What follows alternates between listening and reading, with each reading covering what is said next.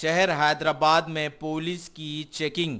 पुराने शहर के इलाके फलकनुमा पुलिस हुदूद में मोबाइल फोन्स और सिम कार्ड फरोख्त करने वाले दुकानदारों की अचानक चेकिंग करते हुए इन्हें ज़रूरी हिदायतें दी गई। नामालूम अफराद को बगैर शनाख्ती कार्ड के सिम हवाले ना करने का दुकानदारों को सख्ती से पाबंद कर दिया गया। इस मौके पर फलकनुमा पुलिस के सर्कल इंस्पेक्टर किरण कुमार भी मौजूद थे।